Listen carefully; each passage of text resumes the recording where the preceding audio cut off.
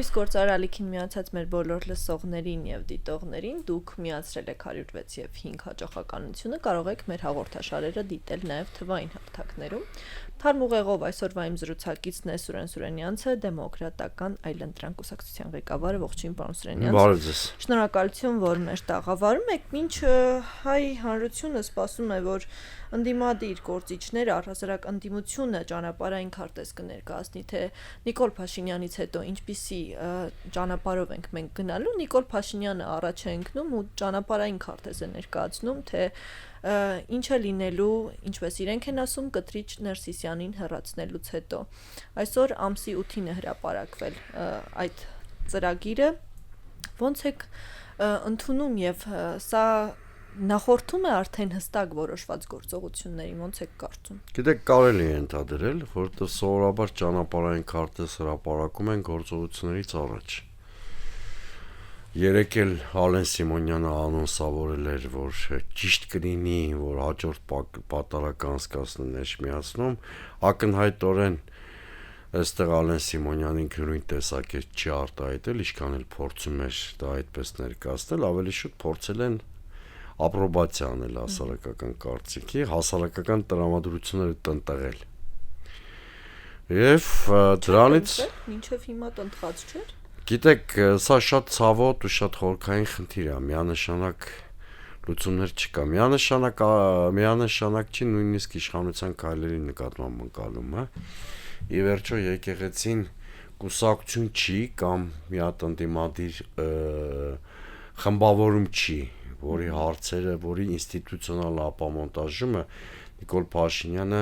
շատ հեշտ կամ արագ կարողանա անել։ Բայց ո՞նց է կարծում, Նիկոլ Փաշինյանը այդպես է ընկալում կամ այդպես է ուզում ներկայացնի հանրությանը, որ քաղաքական խմբակավոր է։ Չէ, իհարկե, Նիկոլ Փաշինյանը, գիտեք, հիմա մոլտիվներից եք դուք հարցնում։ Թարապես ես դավադրապաշտության տեսության մեջ մտնել չեմ սիրում։ Ակնհայտ է, որ մի հատ մոտիվ Նիկոլ Փաշինյանը ունի եկեղեցու ազդեցությունը թուլացնելու։ Դա կարող է տեղավորվել տոտալիտար համակարգ ձևավորելու նրա ձգտումների մեջ, այսինքն ոնց որ մյուս բոլոր ոլորտներում դիմադրության կենտրոնները կոտրում, այնպես էլ 2026-ի տրամաբանության մեջ ցանկանում է եկեղեցու դիմադրությունը կոտրել, մանավանդ որ ինքը պնդում է, որ եկեղեցին դիմադիր դիրքավորում ունի, կամ իր կողքին կանգնած մարդիկ են պնդում։ Պրոցեսը արդյոք արտաքին շահառուներ ունի, կարծում եմ այո։ Կոնկրետ փաստեր բացի Փաշասադեի հարցազրույցներից չունենք, բայց կարող ենք ենթադրել, որ թե հարևան երկու երկրներում, թե ավելի լուրջ աշխարհաքաղաքական կենտրոններում կարող են հայկական գործոնի թուլացման տրամաբանության մեջ ուզենալ նաև եկեղեցու թուլացումը կամ թուլացած եկեղեցի ուզենան տեսնել։ Հիմա որն է գերական մոտիվը, այս պայն ինֆորմացիայի սակավ ինֆորմացիայի պատճառով չեն կարող պնդումներ անել։ Մենք կողմից էլ այն կարծիքն է, որ այ եկեղեցականները ԿԳԲ-ի գործակալներ են։ Նիկոլ Փաշինյանը անդադար այդ թեզն է ուզում առաջ ուղղել։ Հիմա որ կողմն է ճիշտ։ Դե գիտեք, այդ կներեք գրեք զրույցները, այդ նշանակում է, որ Նիկոլ Փաշինյանը դարձել է ուլտրա լիբերալ գլոբալիստական ուժերի ֆորպոստը Հայաստանում։ Այդ Հայաստանը ավելի շուտ այդ ուժերի ֆորպոստն է դարձել արևմուտքի, որովհետև շատ պարզ է, չէ՞, այդ խոսույթը։ Տեսեք, նախ ինքը կուսակրոնության ուխտի թեմայով սկսեց այս զրույցը։ Բայց դուք շատ ճիշտ նկատեցիք, անցած շաբաթվանից կարծես թե այդ բանը կուսակրոնության ուխտի թեման երկրորդ պլան մղվեց։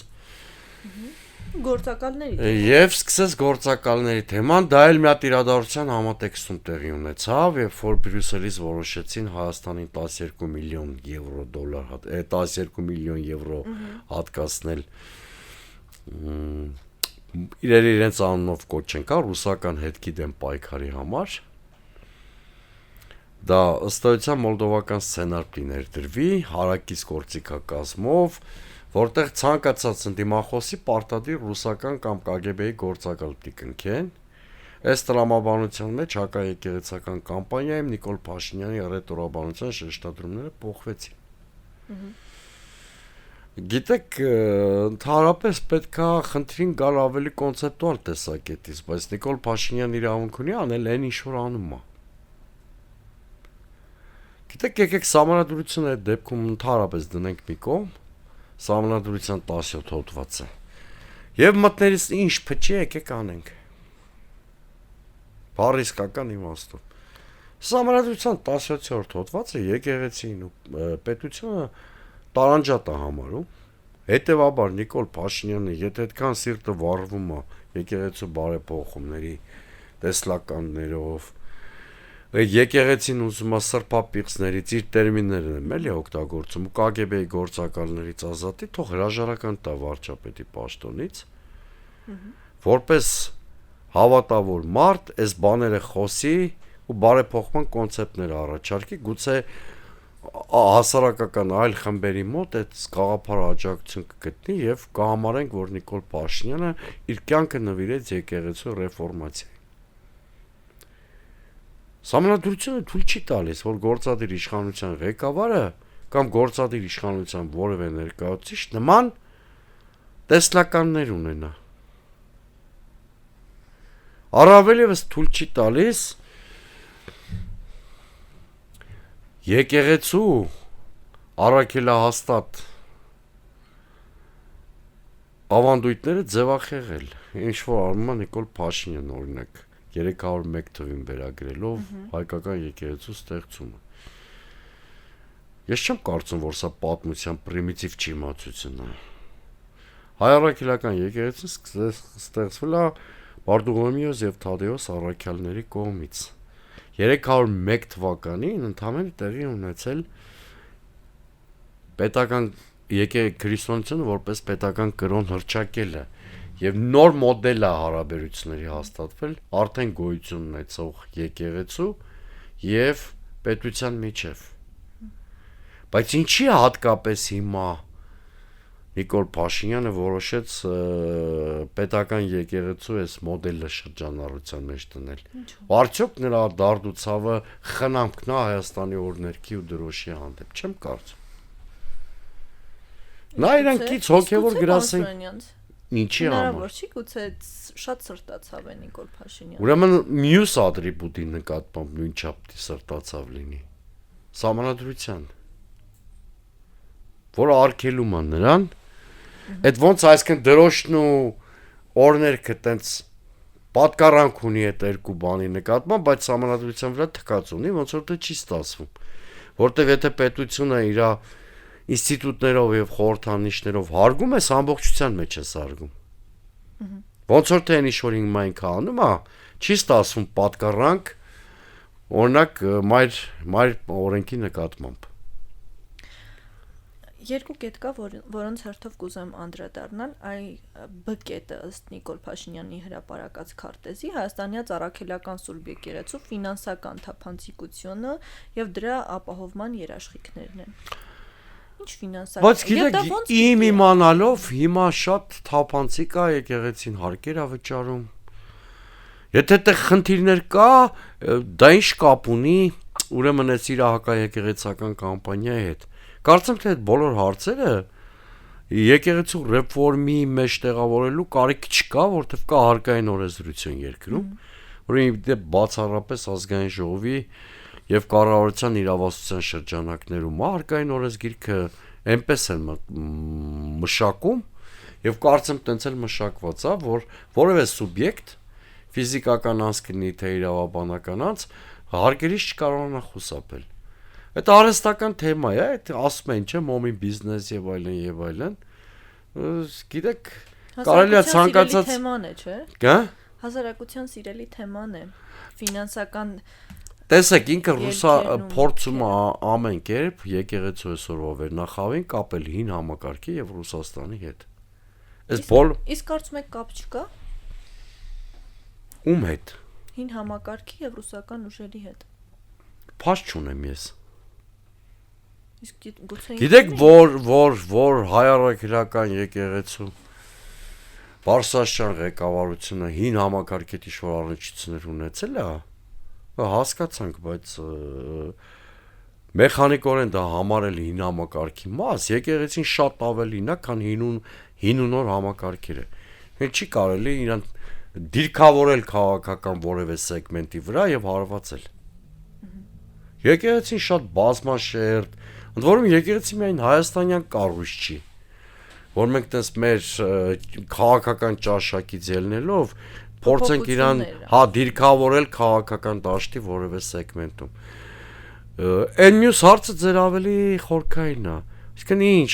ստացվում է դու որպես երկրի վարչապետ գիտես ինչ-որ մեկը լրտես է ու միջև հիմա հանդուրժել ես։ Ինչ է նշանակում Ռուսաստանի հետ կապ։ Ինչ է նշանակում ինչ-որ լեյտենանտի զեկուցումը։ Իրա բառերն է, չէ՞ կարծեմ։ Իսկն դու գիտես, որ ինչ-որ մեկը լրտես է երկրումդ։ Ու անկախ իր կարգավիճակից, ինչ կարգավիճակ է զբաղեցնում, միջև հիմա հանդուրժել ես։ Բայց հայտարարության վրա ինչի դատախազությունը քրեական գործ չի հարուցում։ Տեսնենք մեղամեղա հազար ներողություն։ Մեր վեհապարը լրտեսա, թե Նիկոլ Փաշինյանը սովորական զրպարտիչ է։ Այդ օրինակ այդ հարցը ինձ շատ Նիկոլ Փաշինյանն է լրտես։ Թե Նիկոլ Փաշինյանն է լրտես ու առաջին ոնց որ միշտ առաջինն այնք ամենաբարձրը գոռում, որ այդ մեկն էլ կար, չէ, Բաքվից վերադարձել էր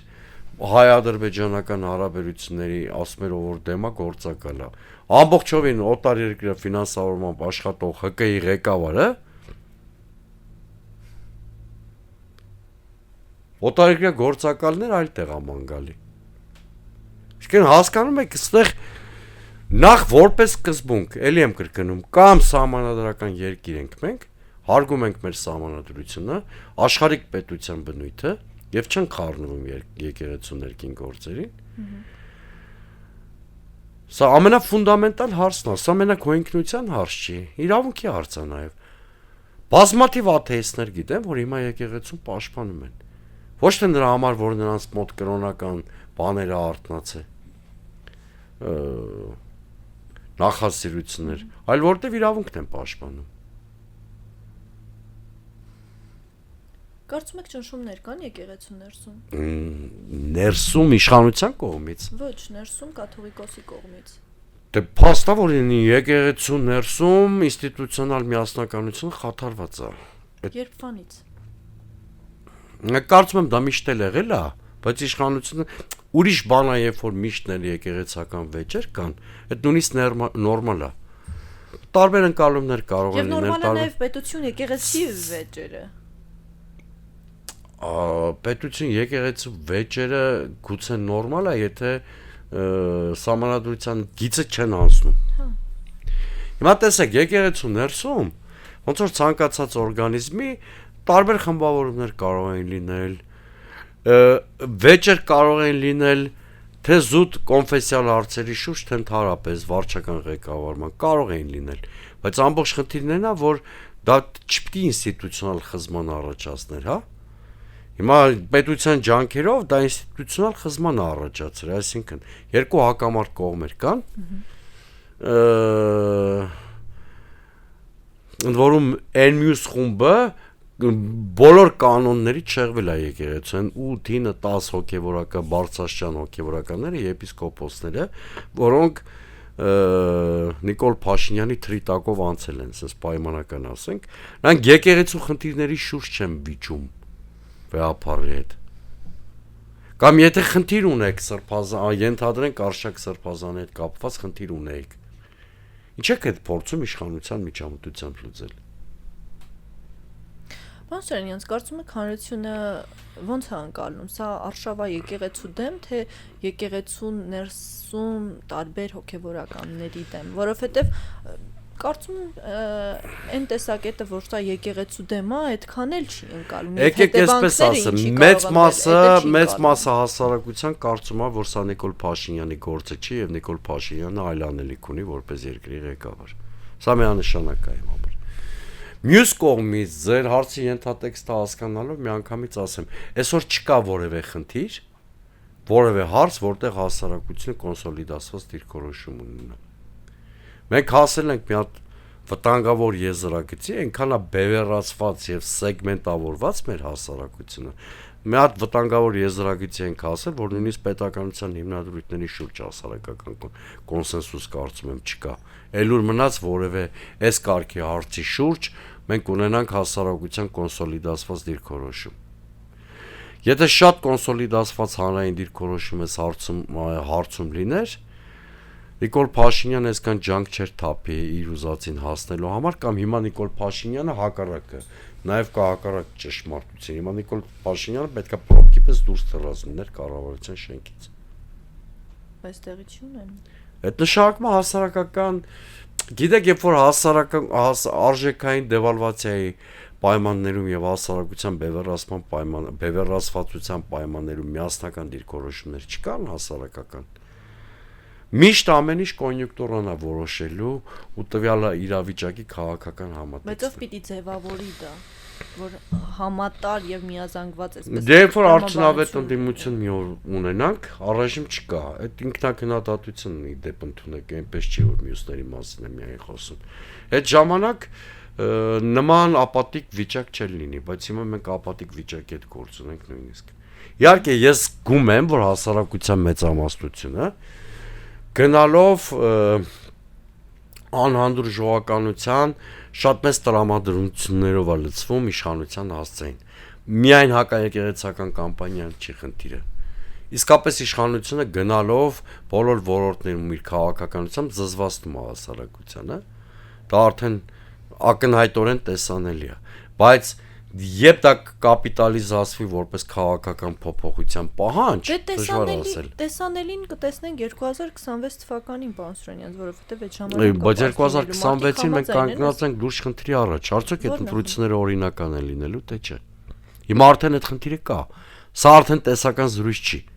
Այ 2021-ին սա տեսական զրույց էր, որտեղ մենք չենք տեսել իշխանության կողմից ակնհայտ ավտորիտար քայլեր, հա։ Բայց արդյոք մի երկրում հնարավոր են օրինական ընտրություններ, երբ որ կան քաղբանտարկյալներ։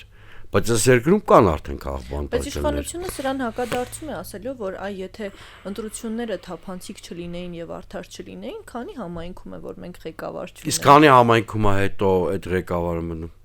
Ավելի լավ է իրանք դրա մասին խոսեն։ Թող խոսեն։ Տեսեք, սկզբում էսպես էր, թողում էին թիմերում, օրինական ընտրություններ են լինում, հետո սկսում էին ֆիլտրումներ անել այդ երկրորդ փուլում։ Մեկին նստացնում էին, մեկի հին մի հատ քրեական գործ էին հիշում եւ այլն եւ հիմա մի հատ ուրիշ տրամաբանության ենք մենք գնում։ Ես վախենամ մեկ քայլով հետընթաց ենք ունեցել, այսինքն հիմա մոլդովական սցենար, ավտորիտար բուկետ, ռեպրեսիվ հասնել ենք նրան, որ գուցե կասկածի տակ դրվի հենց բուն քվեարկության գործընթացի օբյեկտիվությունը։ Պարոն Սուրյանյան, իսկ այս քարտեզը, որ Նիկոլ Փաշինյանը հրապարակել է, մոտ ինչքան ժամանակահատված է ենթադրվում, որ օրինակ գործողություններ կարող են արդեն հստակ եւ ընտրությունների նախաշեմին, եթե փոփոխություն տեղի ունենա այս իմաստով, ինչպիսի ընտրություններ մենք պիտի տեսնենք եւ փոխվում է տեսքը բովանդակությունը ձևավորվում։ Միանշանակ ինչքան հակասահմանադրական իր ձգտումների մեջ Նիկոլ Փաշինյանը առաջանում է, այնքան ընտրությունների ինստիտուտը դրվում է կասկածի տակ։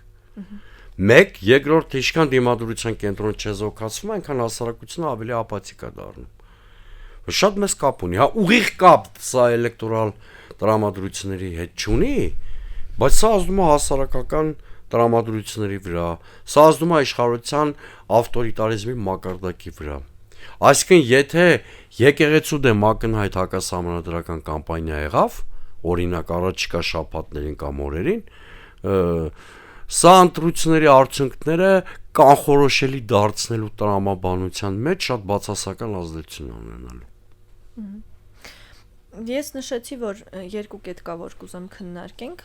մի կետը ֆինանսական մասով էր, թափանցիկության, դա խոսեցինք, հաջորդ կետը ասվում է, որ Հայաստանյաց Առաքելական Սուրբ Եկեղեցու ապաքաղաքական լինելու անհրաժեշտությանը եւ դրա ապահովման երաշխիք։ Իսկ ուր է Գևորգի եկեղեցին քաղաքական է։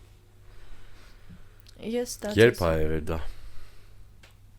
Արհեստական թեզա։ չի կարող առանձին վերծված եկեղեցականի ինչ-որ մեկը ստիպի, որ քաղաքական դիրքորոշում չունենա։ Ես դա ուզում ասել, բոլորն էլ մարդիկ են։ Քաղաքացի է, եկեղեցականը նույնպես Եվ քաղաքացի երկրի է։ հարցերի մասին կարծիք ունենալը Իհարկե, անհնար է։ նույն Բագրատ Սրբազանը, երբ որ պիտի մտներ շատ ակտիվ քաղաքական ֆազա, ծառայությունը սառեցվեց, չէ՞ եկեղեցում։ Նա ամենայն դեպս ճիշտ են պահից, երբ որ պիտի թևակողեր մի հատ փուլ, որտեղ պահանջելու էր, օրինակ վարչապետի հրաժարականը, նա այլևս գործող հոգևորական չէր։ Վարչական պաշտոն եկեղեցում չուներ։ Սա այնքան ակնհայտ է։ Հետո Սահմանադրության 17-րդ հոդվածը պետության միջամտությունից եկեղեցուն է պաշտպանում, ոչ թե հակառակը։ Որովհետև պետությունն է, որ ունի վարչական ռեսուրս, ուժային ռեսուրս, ռեպրեսիվ օրինական ռեսուրս, բանակ եւ այլն, ուժային կառույցներ։ Եկեղեցին այդ լծակները չունի, հետեւաբար եկեղեցու միջամտություն ասելով ինչ են հասկանում։ Այդ ոնց որ եկեղեցին հիմա բան է հայտա ներկայացրել։ Այս հայտարարությունը ինչ է ենթադրում։ Եկեղեցին ինչպիսին։ Այս ընդհանրապես Նիկոլ Փաշինյանը փորձում է արդարացնել իր ապօրինի արշավը, այսինքն ցույց է տալի, որ իբր եկեղեցին քաղաքականացված է։ Ենթադրենք այդ ճանապարհով Նիկոլ Փաշինյանը գնաց։ Եվ այս կետերը որոշեց, որ իրականություն հոգևոր գրասենյակ է դառնալու եկեղեցին, վարչապետին առընթեր հոգևոր գրասենյակ։ Իր նպատակը ի սկզբանե դա է, կաթողիկոսի անձի խնդիրի չի։ Հետևաբար յուրաքանչյուր նոր ղեկավար գալու է եւ փոխի։ Չէ, Նիկոլ Փաշինյանից հետո, եթե անշրջելի հետևանքներ չունենանք եկեղեցու հետ կապված, այսինքն մի տևական փուլ էս իշխանությունը չլինի, շատ երկար պատմական փուլի մասին եմ խոսում, ամեն ինչ կարող է վերադառնալ շրջանից յուր։ Բայց բովանդակային առումով հիմա ոնց ունենք մարդու իրավունքների պաշտպան, որը լրիվ գործադիր իշխանության կամ վարչապետի կրենքի տակ է, կամ տարբեր զանազան անկախ մարմիններ չէ, իբր կամ, բայց բոլորս գիտենք, որ նրանք ըստ էության սպասարկում են վարչապետին, չէ։ Նույն ձևի ինքը պատկերացնում է, որ ամենայն հայոց կաթողիկոսը իր հոգևոր կցորդը պիտի լինի։ Այդ դրաման եմ ասում, էլի մի նայեք, որ ինքը տենցի օրներքի ու դրոշի համար աշկերը սարելը։ Ինքը ուղակի ուզում աղոթակարգը փոխի։ Դրոշն օրներք այս դեպքում պատրվակ են։ Գլոբալ ամեն ինչը փոխելու ճանապարհին պատրվակ են։ Կարծում եք Նիկոլ Փաշինյանը ցանկություն ունի հանրության աչքին Երևալ հակառուս տրամադրություններով քաղաքական գործիչ եւ ղեկավար եւ դեպի արևմուտք միտումներով։ Դա իր քաղաքական ինքնապաշտպանության ձևն, նախ իսկապես ինքն։ Այսինքն այն կառույցները, որոնք նաեւ հանրության մի հատվածի կողմից այդպես են ընկալվում, Նիկոլ Փաշինյանը փորձ է անում դրանք այսպես ազատել ռուսական ճիրաններից։ Չէ, նախ այդ ինքը անում է իր իշխանությունը պահպանել։ Դե դա ակնհայտ է։ Այսինքն ինքը 2021-ին նույն մարդու մասին ենք խոսում, որ 2021-ին Պուտինի նկարի առաջ մոմ էր վառում։ Հիմա եթե պետքա, մոմ կվառի, ասենք, Եվրոմիության չինովնիկների նկարի առաջ։ Սա մեկ, բայց որ ինքը երկրի ստրատեգիական կուրսը փոխելու ուղղությամբ 2021-ից շատ գործուն քայլեր է արել։ Ի վերջո կանխամտածված գնալով Արցախի կործանմանը, ինչը կարագացնի երկրի ստրատեգիական կողմնորոշման փոփոխությունը, դա փաստ է։ Կանխամտածված մաս։ Իհարկե, ինքն է խոստովանել, ես չէ։ Օգոստոսի 23-ին անկախության հռչակագրի հերթական տարեդարձին նվիրված ուղերձում ինքն է խոստովանել, որ պատերազմից առաջ կարգավորման այն պլանով եթե գնար, որ իր սեղանի վրա էր դրած, երկրի կախվածությունը մեծացնելու էր եւ այլն եւ այլն։ Ինքն է խոստովանել, իսկ իր թիմակիցներից Գևորգ Պապոյանը 2023 թվականի սեպտեմբերի 10-ին, այսինքն Արցախի դեմ Ադրբեջանի հարձակման օրը համարում էր Հայաստանի իրական անկախության օր։ Այդ նշանակում է ներսում իրանք քննարկումներ ունեն եւ իրանք իսկապես Արցախից միտումնավոր են ազատվել ձեր հարցին գամ, այդ նույն ռուսական ազդեցությունից ազատվելու համար։ Ցավալի է։ Դե շատ ցավալի բաներ կան երկրում։ Շատ շնորհակալ եմ ձեզ զրույցի համար։ Մեծ հետևողներին հիշեցնեմ, որ Թարմ ուղեղով իմ զրուցակիցը դեմոկրատական այլընտրանք կուսակցության ղեկավար Սուրեն Սուրենյանցն էր, իսկ երկրորդ խոսափողի մոտ ձեզ համար Մոնիկա Մամյանը աշխատեց։ Շարունակեք գործարարալիքին հետևել, մենք կհանդիպենք վաղը, լավ եղեք։